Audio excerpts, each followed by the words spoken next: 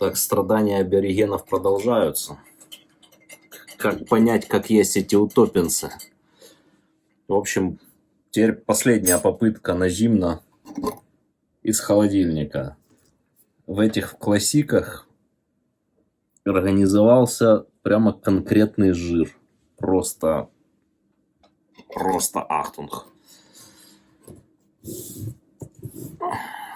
Сейчас посмотрим. Что-то хлебушек надо к этому счастью. Лярма хлебушка пропала со своего места. Ну что, начинаем с классика, который вот этот маленький огрызок. Запах, конечно, у них не сказать, что приятный. Самое тупое, даже не могу определиться, что оно напоминает. Тань, что напоминает тебе этот запах, а? Дымок это.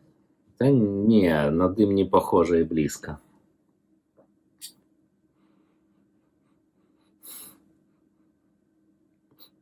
Мне как вот что-то начинает киснуть. Какая-то колбаса, начинающая подкисать, что ли. Такая вот подгулявшая сосиска. Наверное, вот это будет самое близкое.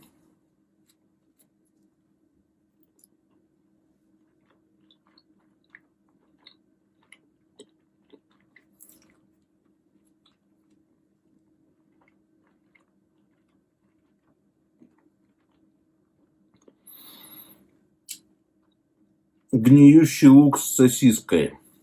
Вот что это за запах.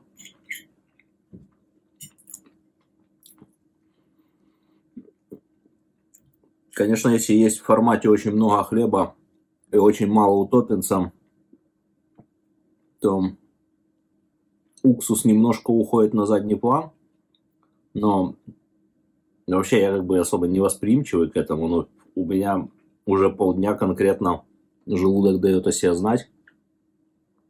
Походу с уксусом тут прямо такой перебор, что...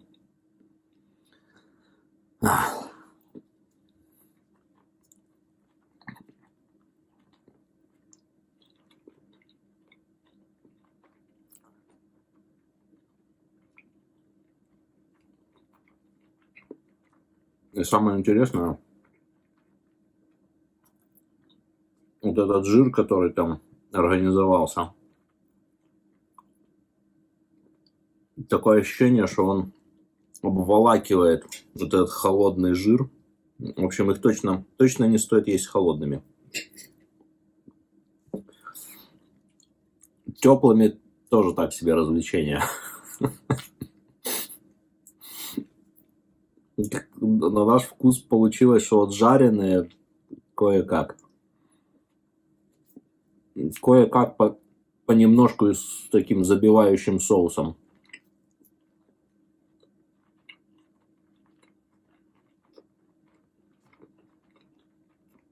Окей. Между вот этими деликатесные или какие там деликатесы и утопинцами классик одной и той же фирмы. Да. Есть некоторая разница в холодных. В теплых ее практически незаметно. В зажаренных тоже практически нету. В холодных чуть-чуть есть. У те классики так граммусечку, совсем чуть-чуть на вкус лучше. Вот эти, которые деликатесы, или как они там, деликатесы,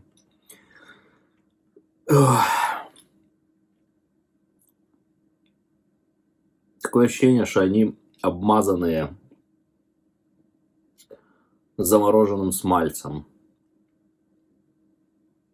Вот у меня такие ассоциации возникают.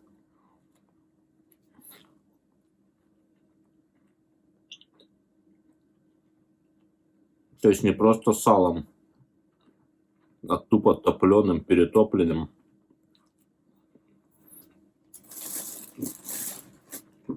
Хотя, с другой стороны, если подумать,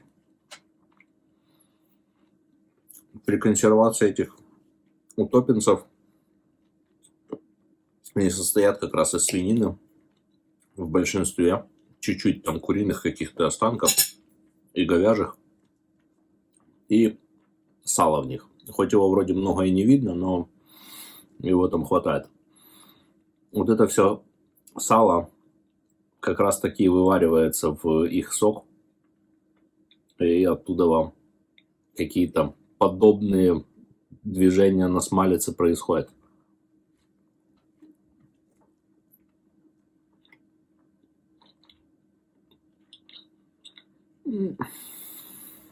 Окей. После уже, не знаю, там 5-6 утопинцев и осознанием мозга безысходности, что нужно его доесть, они уже не настолько и мерзкие. Ну, типа, есть можно. Кислое, противное, но есть можно.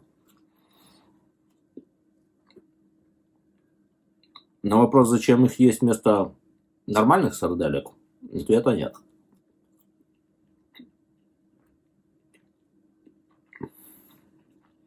Как Юра говорил,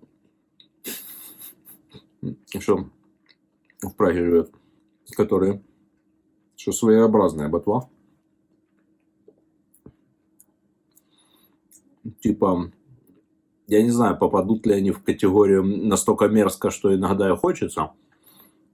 Но на данный момент я о такой классификации утопинцев думать не могу.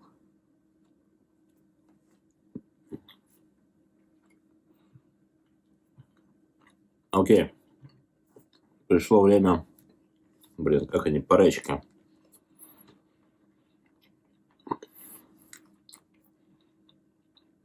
Самого наименее мерзкого ублюдка из этой тройки. Я надеюсь, он перебьет этот вкус. Хоть немного. Он, по крайней мере, из курицы делается. Там в составе свинины не было. Он менее жирный, по крайней мере.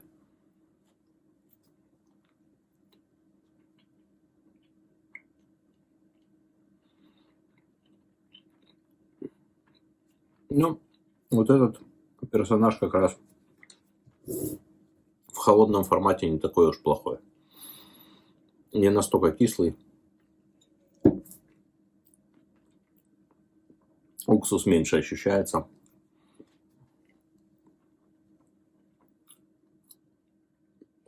Вот этого перца не знаю.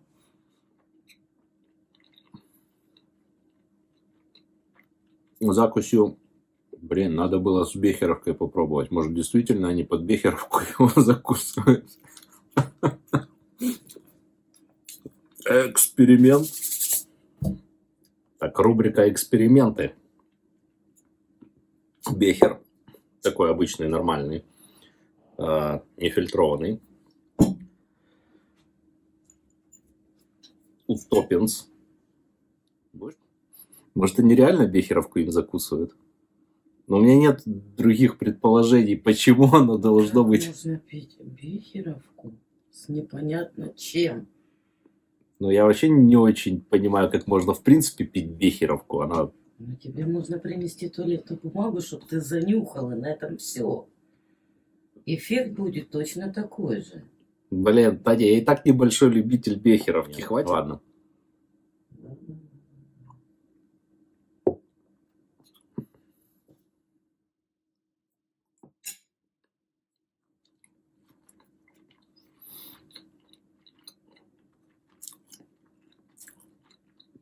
Эксперимент неудачный.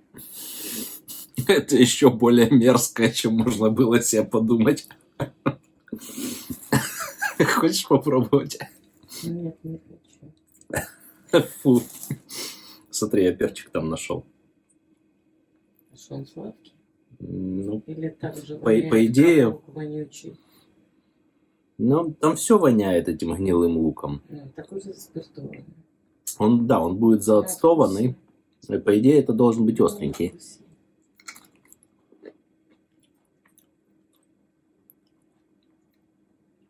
Но он был остренький, теперь он просто горький. Пахнет сосисками. Ну, так- Он пахнет этим жиром. ну да. Ну попробуй, он не острый. Он просто горький. Короче, как... Ладно. Эксперимент номер 2 с этим. С паречкой. Паречка. Смотри.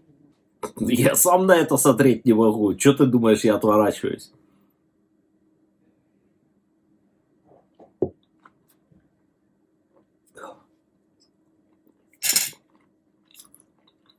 Не. Чехи явно бехер этим не закусывают.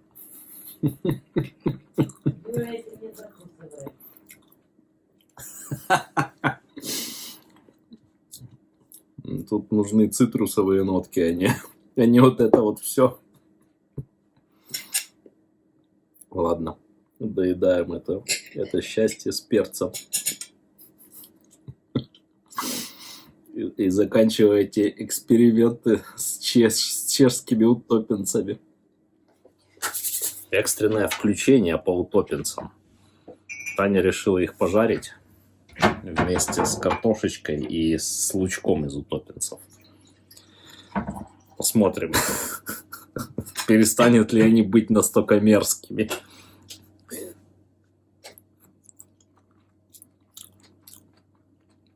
Лучок похож на эту, ой, блин, до сих пор даже сильно пряный. Сахар, дай мне. Утопинцы все равно очень сильно отдают этим уксусом. А лучок очень сильно похож на бигас, который делается из квашеной капусты.